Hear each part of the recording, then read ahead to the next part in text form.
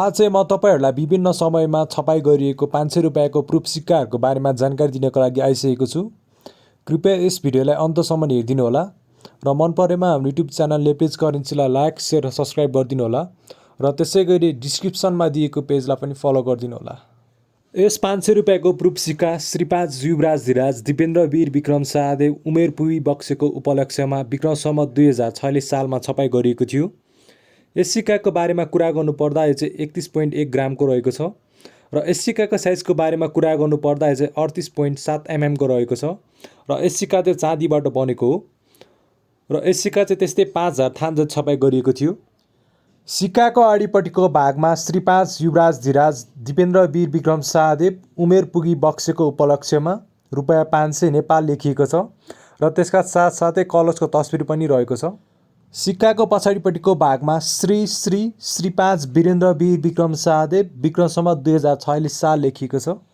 यस 500 रुपियाँको प्रुफ सिक्का विश्व वन्यजन्तु संरक्षणको उपलक्ष्यमा विक्रम सम्वत 2050 सालमा छपाई गरिएको थियो।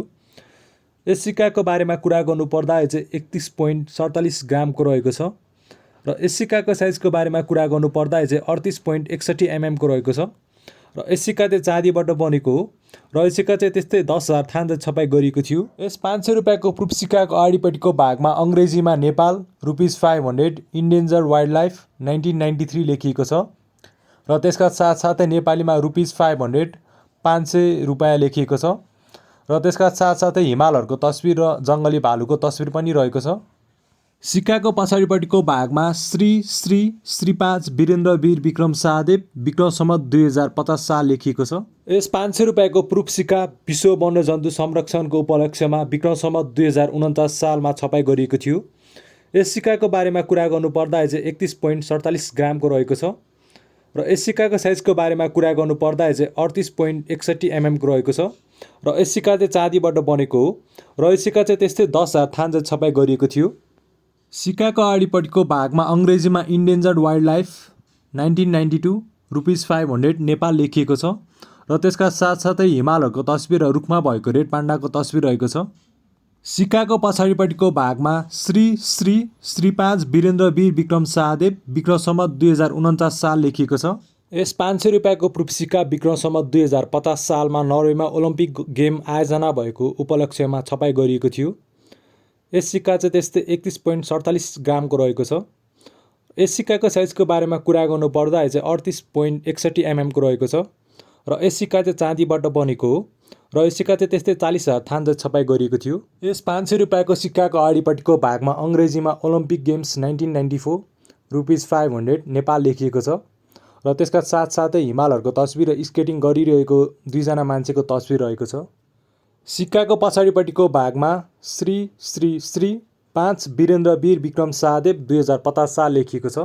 यस 500 रुपियाँको प्रुफ सिक्का विक्रम सम्वत 2048 सालमा फ्रान्समा ओलम्पिक गेम आयोजना भएको उपलक्ष्यमा छपाई गरिएको थियो।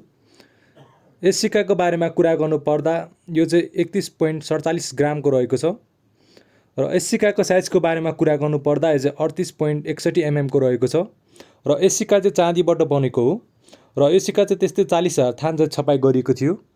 यस 500 रुपियाँको सिक्काको अगाडिपट्टिको भागमा अङ्ग्रेजीमा ओलम्पिक गेम्स 1992 नेपाल ₹500 लेखिएको छ र त्यसका साथसाथै हिमालहरूको तस्बिर र स्केटिङ गरिरहेको मान्छेको तस्बिर रहेको छ।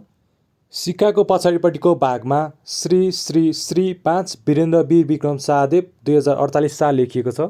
यस 500 रुपियाँको प्रुफ सिक्का विक्रम सम्वत 2049 सालमा बार्सिलोनामा ओलम्पिक गेम आयोजना भएको उपलक्ष्यमा छपाई गरिएको थियो। यस सिक्का चाहिँ त्यस्तै 31.47 ग्रामको रहेको छ। यस सिक्काको साइजको बारेमा कुरा गर्नुपर्दा यो चाहिँ 38.61 mm को रहेको छ र यस सिक्का चाहिँ चाँदीबाट बनेको हो र यस सिक्का चाहिँ त्यस्तै 40,000 थान जति छपाई गरिएको थियो। यस सिक्काको अगाडिपट्टिको भागमा अङ्ग्रेजीमा ओलम्पिक गेम्स 1992 ₹500 नेपाल लेखिएको छ र त्यसका साथसाथै मूर्तिको तस्बिर र 2जना मान्छे बक्सिङ खेलिरहेको तस्बिर रहेको छ।